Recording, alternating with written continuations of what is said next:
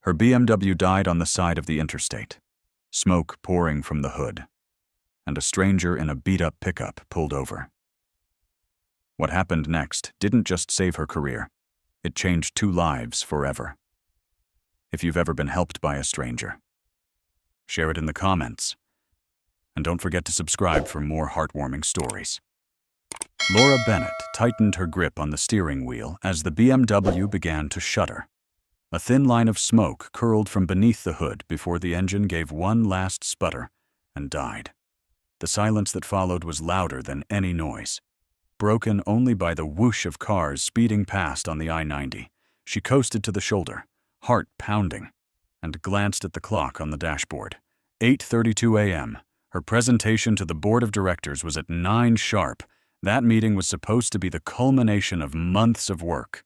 Long nights drafting proposals, endless conversations convincing skeptics that Harborline Motors needed a bold new strategy for attracting talent. If she pulled it off, the funding would change not only the company's future, but her own place in it. If she failed, everything she had built these last 5 years could crumble in one humiliating morning. Laura reached for her phone, her hand trembling slightly as she dialed roadside assistance. She listened as the operator explained, almost apologetically, that a tow truck couldn't arrive for at least an hour. Her throat tightened. 1 hour might as well be a lifetime. She leaned back against the leather seat, closing her eyes, fighting back the sting in them. The image of herself, polished, confident, in control, was unraveling in the smoke rising from her car. She tugged at the silk scarf tied neatly around her neck, the one she had chosen to project authority and grace. Now it felt suffocating. She loosened it, exhaling as if the air itself carried disappointment. A calendar alert buzzed from her phone, a cruel reminder that in less than 30 minutes, the board would be assembling in the glass-walled conference room downtown, waiting for her. Traffic roared on, indifferent. The morning sun glinted off chrome bumpers as commuters rushed toward their lives, each of them with somewhere to be, someone to impress. Laura sat stranded at the edge of it all, powerless, the chill of the autumn air sneaking in through the cracked window, for a woman who had built her entire career on timing, precision, and preparation. The irony cut deep. Her fingers hovered over her assistant's number. Should she call, confess, and beg them to stall the meeting? Should she send her slides and hope someone else could speak in her place? None of it felt right. She had promised herself years ago that she would never be the kind of leader who stumbled into a room with excuses. And yet, here she was, trapped on the side of the interstate, with nothing but a dead engine and the slow tick of the clock. Laura pressed her palms against the steering wheel, whispering to no one but herself, "Not today. Please. Not today." It was then, just as despair began to seep into resolve, that she heard it, the crunch of gravel beneath tires, the subtle shift in the air as another vehicle slowed behind her. A shadow stretched across the rear window. Laura's breath caught, her pulse quickening, as she realized she was no longer alone on the road. Laura's eyes flicked to the rearview mirror, her pulse still racing as the sound of tires crunching over gravel grew louder. A truck had pulled up behind her. A Ford pickup, weathered and faded. The kind of vehicle that had seen years of sun and storms. Its paint was no longer glossy, but there was something steady, almost reassuring, in the way it idled patiently behind her stalled BMW. The driver's side door creaked open, and a man stepped out. He was tall, broad-shouldered, dressed in worn jeans and a simple gray t-shirt. There was nothing polished about him, nothing that belonged to the fast-moving corporate world Laura inhabited. And yet, the way he carried himself, calm, unhurried, held an authority all its own. Laura's first instinct was caution. Years of city living had taught her to be wary, especially when she was alone. Stranded on the side of an interstate, she reached instinctively for the lock, though the doors were already secured, and watched as he approached slowly, keeping his hands visible. As though he understood she might be on edge, he stopped a few feet from her window, his voice carrying easily above the hum of traffic. "Morning, ma'am. Looks like you're in a bit of trouble. Want me to take a look under the hood?" His accent carried the softness of the Midwest, warm and unpretentious. Laura hesitated, lowering the window only halfway. "It just died on me. I called for a tow, but they said it would take at least an hour." She hated how small her voice sounded, how exposed she felt admitting she was powerless in this moment. The man gave a single nod, his expression neither pitying nor impatient. "Name's Daniel Walker. I've spent most of my life working with engines. Could be something simple. Mind if I check?" For a moment, she studied him, weighing his words against the reality of her situation. The boardroom clock was ticking louder in her mind than the engines on the freeway. An hour waiting here meant disaster. But there was something in his face. Creases at the corners of his eyes that looked like they came from years of smiling, not frowning. That made her unclench her grip on the steering wheel. She unlocked the door, stepping out into the crisp autumn air. "I'm Laura," she said, smoothing her jacket as if it might restore some sense of control. "I'd appreciate any help. I'm already late for a very important meeting." Daniel gave her a small smile. Not the kind meant to charm, but the kind that seemed to say, "I understand." He gestured toward the hood. "Let's see what we're working with." Laura pressed the release lever inside the car, and with one practiced motion, he lifted the hood, leaning back quickly as a puff of steam rose into the morning sky. He propped it open, rolled up his sleeves, and leaned in with a focus that seemed almost second nature, watching him. Laura felt a strange shift inside herself. This man didn't look like the polished mechanics at the dealership, the ones in crisp uniforms with scanners and diagnostic tools. He looked like someone who had lived inside this kind of work, who understood the language of engines with his hands alone. The scars across his forearms and the roughness of his palms told their own story, one of long days and labor that never made it into glossy resumes. She found herself speaking without meaning to. "You really seem to know what you're doing." Daniel glanced up briefly, offering that same quiet smile. "Been working on engines since I was 14. Guess you could say it's in my blood." There was no arrogance in his tone, only the steady confidence of someone who had spent years with grease beneath his nails and the hum of machinery in his ears. And for the first time that morning, Laura felt something unexpected. Relief. Relief that maybe, just maybe, she wasn't as stranded as she thought. As traffic roared by and the city loomed miles ahead, Laura realized she had placed her morning, and perhaps much more, into the hands of a stranger named Daniel Walker. Daniel leaned deeper into the open hood. Sleeves rolled past his elbows, revealing arms lined with small scars and the kind of calluses that come only from years of work. His hands moved with a precision Laura couldn't help but notice, steady, careful, unhurried. Each turn of the wrench, each adjustment to the hoses and clamps, was done as if the machine in front of him weren't just steel and bolts, but something living that demanded respect.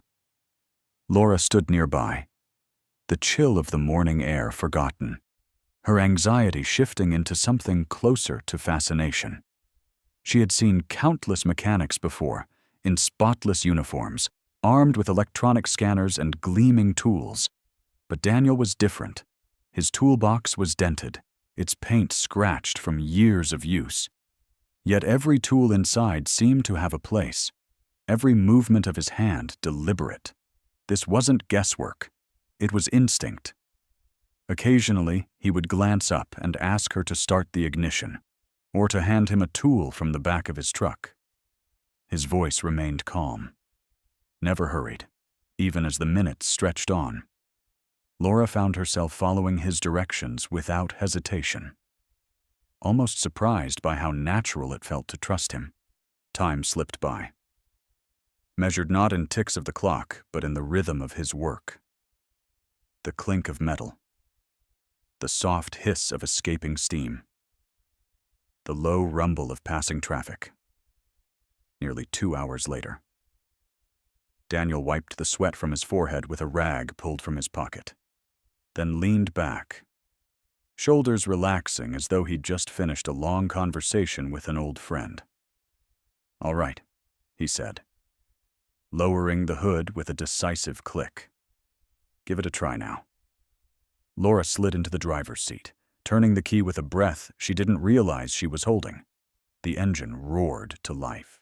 Smooth, steady, stronger than it had sounded in weeks. Relief surged through her chest, so sharp it almost felt like laughter. She stepped out quickly, her heels crunching on gravel, gratitude spilling out before she could contain it. "You saved me," she said, voice trembling between exhaustion and awe. "I don't even know how to thank you." She reached for her purse, pulling out her wallet with quick, purposeful hands. "Please, let me pay you for your time.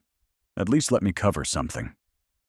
She held out a stack of bills, the gesture firm, almost pleading.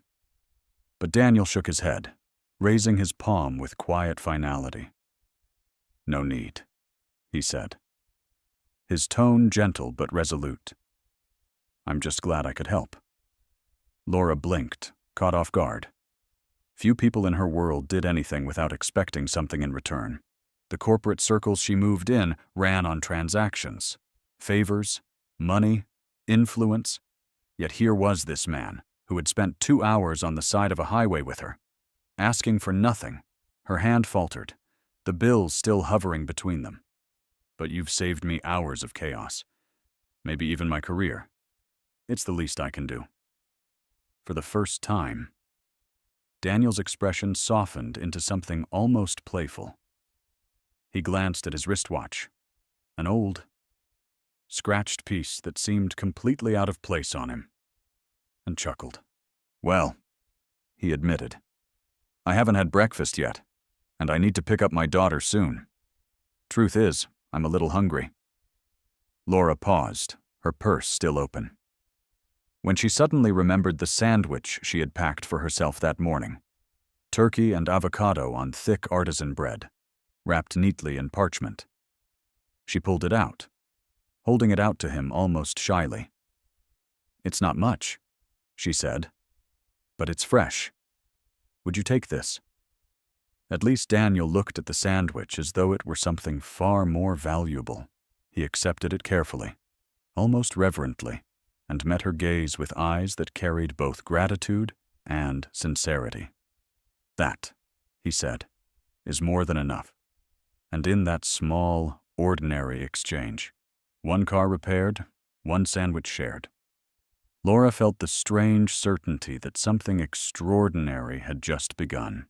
Laura stood there for a moment longer, watching as Daniel carefully unwrapped the sandwich, his hands moving with the same quiet precision he had used on the engine. Something about the way he accepted it, as if it were a gift far greater than its humble appearance, touched her deeply. She slipped a business card from her wallet and held it out, her voice soft but deliberate. "If you ever need anything at all, please call me. I work at Harborline Motors." Daniel tucked the card into the pocket of his faded shirt with a polite nod. "You'd better get moving," he said, gesturing toward her car. "That meeting of yours won't wait forever." His tone wasn't teasing, but it carried a warmth that made Laura smile in spite of her frayed nerves. She thanked him again, climbed back into her BMW, and merged onto the interstate.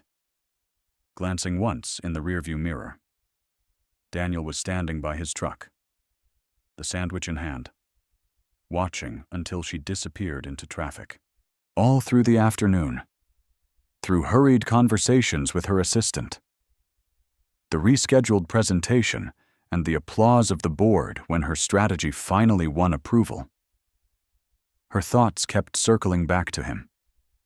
The man with the steady eyes and calloused hands who had asked for nothing in return but had accepted a sandwich as though it were a feast.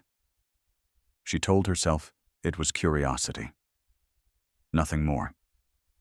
But as twilight fell and the city lights began to scatter across the skyline outside her apartment window, the question lingered. Who exactly was Daniel Walker? Laura opened her laptop, typing his name into the search bar. The results came back in the thousands. Too common a name, too many scattered trails. She leaned back, frustrated, until a detail flickered in her memory: the license plate of that old Ford pickup. Using connections she had cultivated at the state's Department of Motor Vehicles, contacts she had built over years of talent searches, she traced the plate back to an address in Evanston, a modest suburb north of Chicago. And there it was, Daniel J. Walker. The discovery sent her deeper down the rabbit hole. She dug further, piecing together fragments from professional registries, old press releases, and industry journals. What she found left her breathless. Daniel had once been one of Summit Engineering's brightest minds, a senior mechanical engineer credited with several patents on battery efficiency and cooling systems. His name had appeared in trade magazines, his innovations referenced at conferences. He had been, by every measure, a rising star. And then, just 3 years ago, the trail stopped. His name vanished from company rosters, from technical papers, from the glossy announcements of promotions and awards. At first she thought perhaps he had been laid off. But a local news article revealed a different truth. Laura leaned closer to the screen as she read the small story tucked in the archives of a community newspaper. Local engineer leaves Summit to care for young daughter after losing his wife to cancer. The photo accompanying it was simple but arresting. Daniel, younger, holding a little girl in his arms. His smile was faint but steady, his eyes fixed on the child as though she were the only thing tethering him to the world. The caption identified her as Sophie, then just 5 years old. His wife, Anna, had succumbed to pancreatic cancer after a short, brutal battle. Laura felt her throat tighten as she traced the outline of his face in the grainy picture. Suddenly, the scars on his hands, the weariness behind his smile, made sense. He hadn't been a drifter or an idle mechanic. He had been a man who chose his daughter over ambition, love over accolades. In a world where so many chased power and prestige, Daniel had walked away from it all to be a father. As she closed her laptop, Laura sat in silence, the city humming outside her window. She had spent her career finding talent, matching people with opportunities. But something about this discovery felt different. Daniel wasn't just another resume. He was a reminder of what it meant to sacrifice, to love, to persevere. And though she couldn't explain why, she knew one thing for certain: this wasn't the last time their paths would cross. The next morning, Laura found herself driving north toward Evanston. The address she had jotted down the night before sitting on the passenger seat beside her. She told herself it was professional curiosity, that Harborline Motors desperately needed someone of Daniel's caliber. But she knew that wasn't the whole truth. Something about the man lingered with her. The quiet dignity, the way he had turned down money and accepted only a sandwich with gratitude. She wanted to understand him, not as a resume, but as a person. Oakwood Gardens wasn't the kind of place Laura usually found herself in. Modest brick buildings lined the street, with bicycles chained to railings and laundry fluttering faintly in the breeze from narrow balconies. She parked and took a breath, feeling a twinge of self-consciousness as she stepped out in her tailored blazer and polished shoes, for a woman who spent her days in gleaming corporate towers. The contrast was stark. When she knocked, the door opened to reveal a glimpse of a simple but well-kept apartment. Bookshelves sagged under the weight of engineering manuals and children's stories. On the small kitchen table, a math workbook lay open beside a glass of orange juice. And there was Daniel, bent slightly over his daughter's shoulder, pointing out numbers with a patience that softened his features. The girl looked up first. She couldn't have been more than 8. Her hair pulled back in a neat ponytail, her eyes wide with curiosity. "Daddy, someone's at the door." Daniel turned, surprise flashing across his face as he saw Laura standing there. "Ms. Bennett," he said, his voice roughened with disbelief.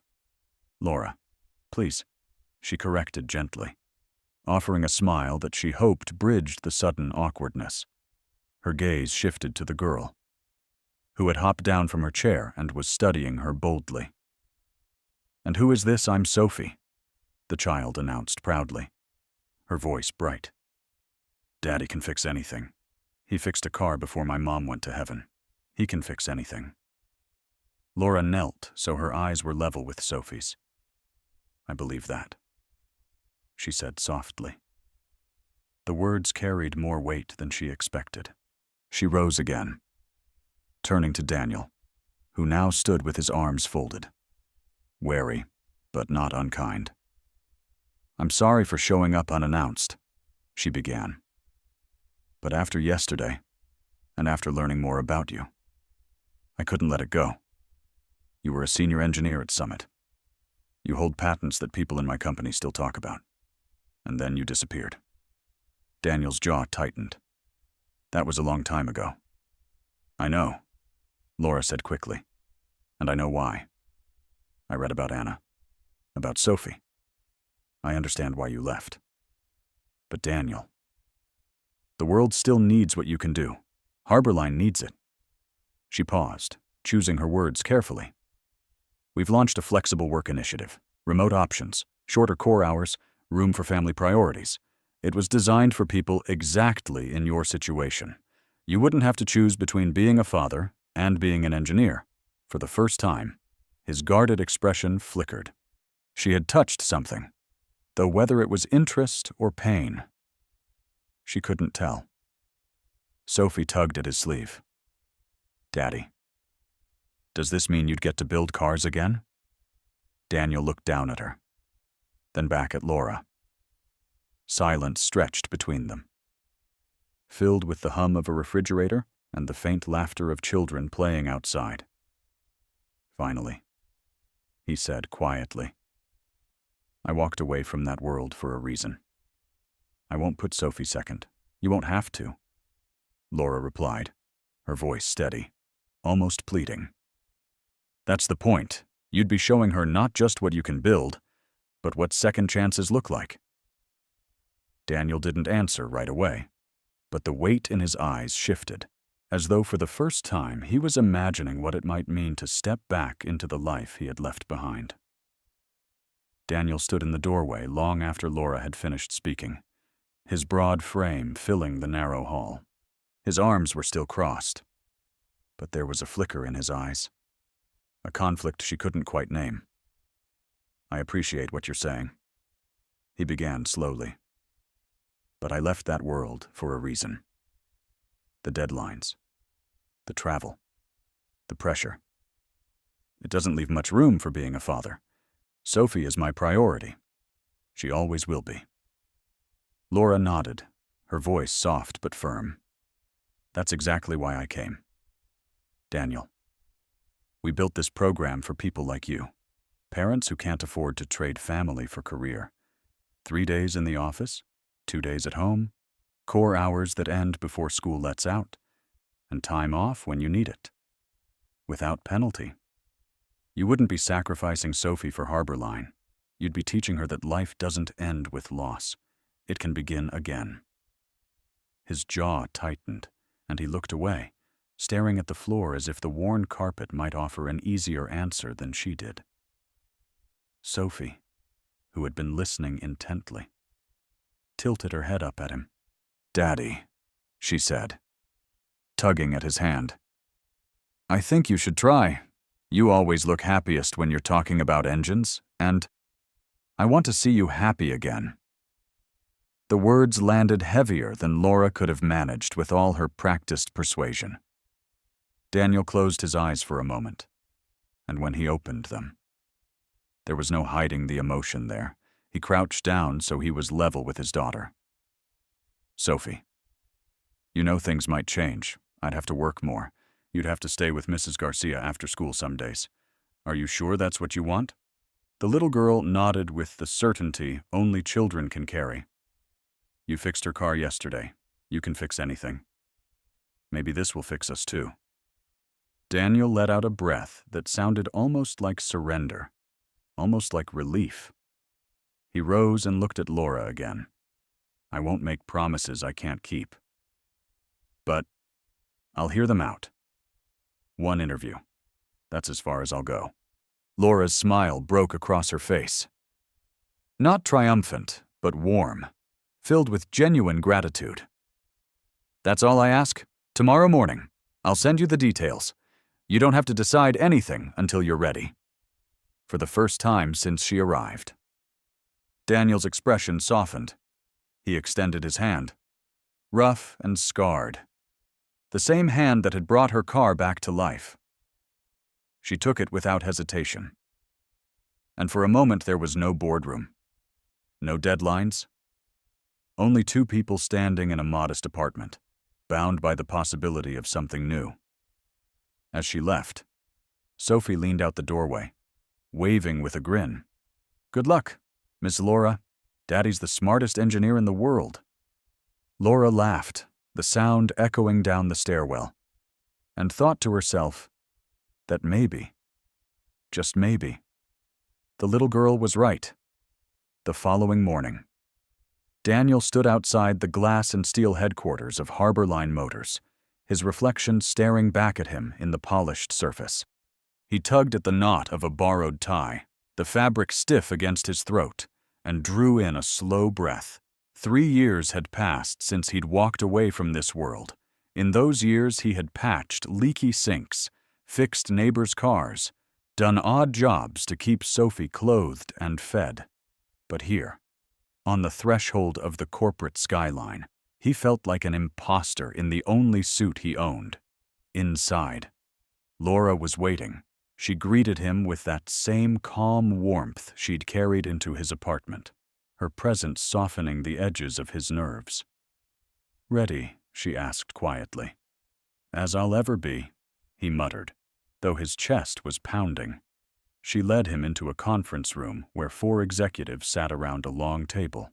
2 project managers, the chief technology officer, and Harbor Line's head of engineering. The air was thick with the kind of formality Daniel had nearly forgotten. He shook their hands, his grip firm, then settled into the chair across from them. The questions began predictably: his past roles at Summit, his patents, his years of hands-on work. At first, his answers were clipped, cautious, as though he were testing the waters. But as the conversation shifted to engines, to systems and solutions, something inside him loosened. The nervous father in the suit began to fade, replaced by the engineer who had once stayed up until dawn, sketching designs on napkins. His voice grew stronger, his eyes brighter. When the CTO leaned forward and asked, "What improvements would you prioritize for the next generation of electric sedans?"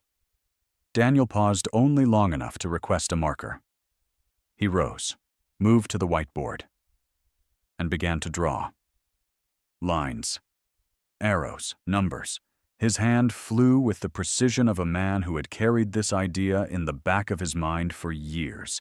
He outlined a new battery configuration, one designed to increase efficiency while reducing overheating, a balance that had eluded manufacturers for months. The room fell silent as he explained the mechanics, his voice low and certain, punctuated only by the squeak of the marker. When he stepped back, the board was filled with diagrams.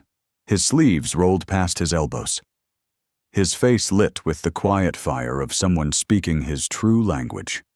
For a long moment, no one spoke. Then the head of engineering leaned forward, eyes sharp with interest. "You developed this on your own?" Daniel nodded, suddenly self-conscious, mostly as a thought experiment. "I still keep up with the journals. Sometimes I work on ideas after Sophie goes to bed."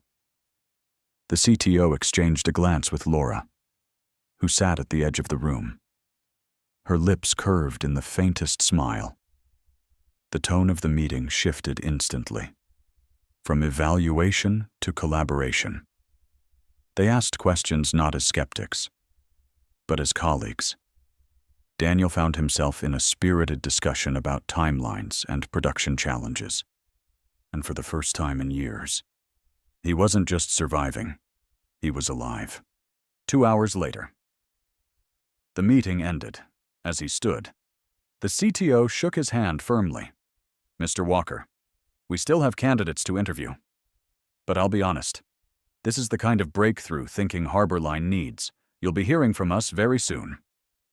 Laura walked him back to the lobby, her expression radiant with quiet triumph. "I told you," she said softly. "You belong here." Daniel exhaled, his pulse still thrumming. But in his chest bloomed something he hadn't felt in a long time: hope. That evening, Daniel sat at the small kitchen table in his Evanston apartment, the remnants of dinner pushed aside to make room for Sophie's coloring books and his own restless thoughts. The whiteboard sketches from Harborline still echoed in his mind. The energy in the room, the way the engineers leaned forward as if he had given them something they had been waiting months to hear. For the first time in years, he had felt like himself again. Yet as he looked across the table at his daughter, bent over her crayons, the weight of the decision pressed hard against his chest. "Sophie," he began carefully. "They offered me a job today, a big one. I'd be working on cars again, real projects, with a whole team." She looked up instantly, her eyes bright. "Like the engines you used to talk about, the ones you said could go farther and faster?" He smiled faintly. "Exactly like that. But it would mean I'd be gone more some days. You might have to stay with Mrs. Garcia after school, or eat dinner without me if I'm running late." Things would change. Sophie set down her crayon, her small fingers fidgeting with the edge of the paper. "Daddy, do you like it?" The question caught him off guard. He blinked, swallowing the lump in his throat. "I do," he admitted softly. "When I was in that room today, I felt alive again. Like I wasn't just fixing things to get by, but building something that mattered." Sophie nodded with the simple wisdom only a child could carry. "Then you should do it. I want you to be happy." "Mommy would too." Her words struck him deeper than any contract or salary ever could. He reached across the table, taking her hand in his. "Are you sure it'll mean changes for you too?" She grinned, her missing front tooth giving her smile a lopsided charm. "I'll be fine. We'll still have pancakes on Saturdays." "That's enough for me." Daniel laughed, the sound breaking the heaviness in the room. For the first time, the decision felt less like a burden and more like a gift. Later that night, after Sophie had gone to bed, he opened his laptop and typed a simple email: "I accept the offer." His finger hovered for a long moment before pressing send, when the message flew off into the quiet night. He leaned back, exhaling a breath that carried 3 years of hesitation. The following week, Daniel stepped into Harborline as an employee. The title on his badge read, Senior Engineer. But what mattered more was the look in Sophie's eyes when he showed it to her. The way she introduced him at school with pride, my dad, the car builder. And Laura. She was there at every step. Not only as the executive who had pulled him back into the industry, but as a steady presence. At first, their conversation stayed within the lines of work, timelines, staffing, technical briefs. Yet slowly, those lines blurred. Coffee breaks turned into quiet talks about family, about what it meant to balance ambition with love. She shared stories of her own sacrifices, the nights she'd wondered if success was worth the loneliness. Daniel found himself looking forward to those moments more than he expected. There was a gentleness in Laura he hadn't noticed on the highway that morning, hidden beneath the sharp edges of her corporate armor. And with each passing day, she became less of a colleague and more of something he couldn't yet name. An ally? A friend? Perhaps even the beginning of something more.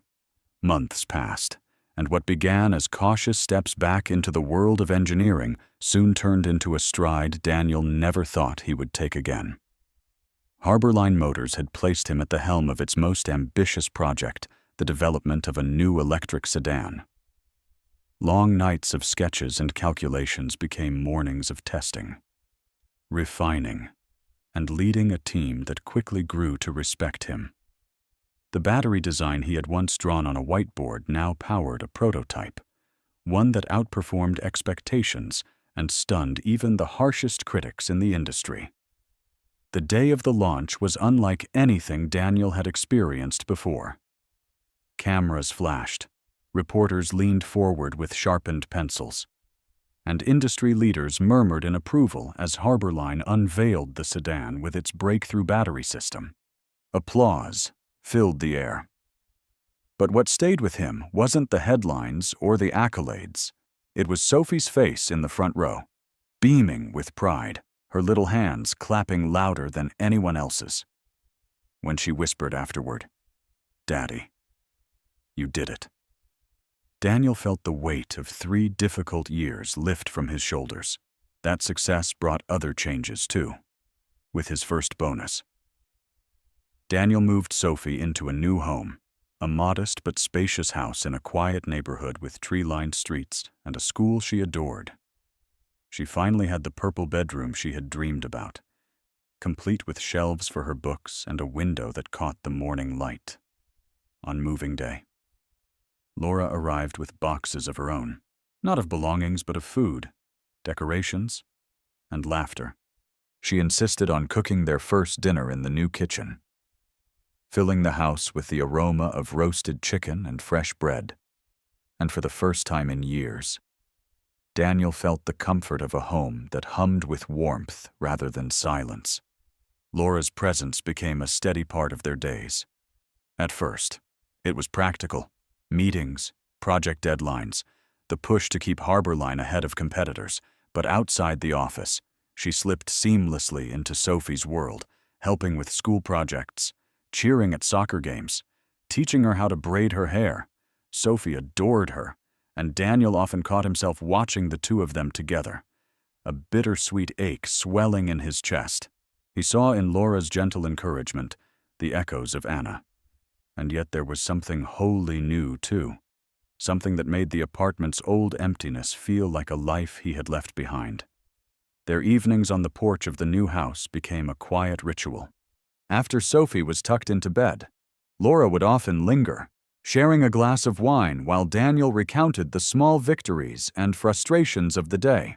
They laughed easily, but sometimes their conversations deepened, touching on loss, on resilience, on what it meant to start again.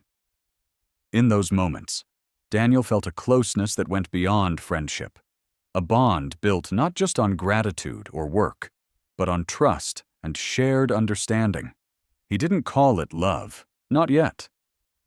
But as Sophie's laughter rang through the new house and Laura's hand brushed against his on the porch rail, Daniel began to believe in something he had almost given up on, A future not defined by what he had lost, but by what he was slowly, quietly, building again.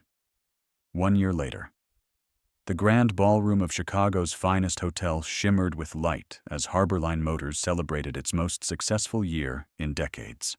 At the center of it all stood Daniel Walker, no longer the man in worn jeans on the side of the highway, but Harborline's director of electric engineering, the mind behind a battery design that had set new standards across the industry. His name was spoken with respect, his innovations applauded by peers and competitors alike. Yet when he looked out across the sea of black suits and sequined gowns, what anchored him was not the recognition, but the two faces that mattered most. Laura stood beside him, elegant in a deep navy dress, her hand brushing lightly against his arm as if to remind him she was there. Sophie, now 9, twirled proudly in her own dress, her hair curled into soft waves that made her look older than she was. She beamed up at her father when the CEO called his name from the stage. "Daddy." "That's you," she whispered, eyes wide with pride, as Daniel stepped forward to accept the award. The applause echoing through the ballroom. He caught sight of Laura in the crowd. She wasn't just smiling. She was radiant. Her pride mingled with something gentler, deeper, as though she felt his victory as her own. And in that moment, Daniel understood. This wasn't just about engines or patents or even redemption.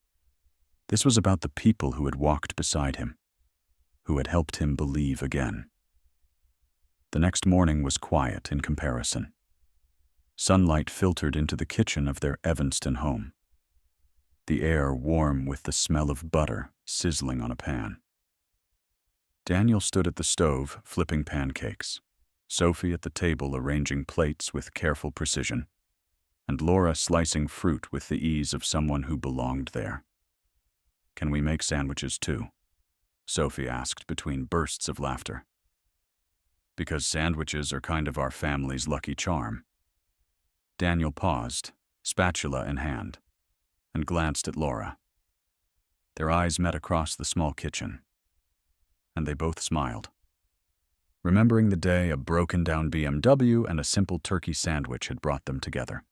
"You're right, sunshine," he said, setting another pancake onto the growing stack. Sandwiches did change everything. Laura leaned against the counter, her voice playful but warm. Who knew a sandwich could build a career, save a company, and make a family? Sophie giggled, her legs swinging under the chair. "Then we should make them every week." Daniel laughed, pulling her into a hug as she hopped down from her chair. He looked at Laura, who had moved closer, her hand resting lightly on his shoulder. In her eyes, he saw not just admiration, but partnership. The kind that extended beyond boardrooms and deadlines, into kitchens and quiet mornings. He realized then that the life he thought had ended with Anna's passing had, in truth, only been waiting for this second chance. A chance wrapped not in grand gestures, but in small acts of kindness, a man stopping on the highway, a woman offering her trust, a child reminding them both of joy.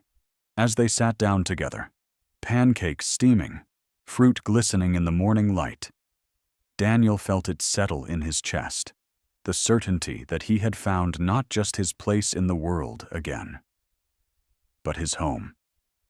And it had all begun with nothing more than a sandwich, shared between strangers, now remembered by a family. Sometimes it's the smallest gestures that change the entire course of a life. For Daniel, it wasn't the boardroom applause or the title on his badge that mattered most.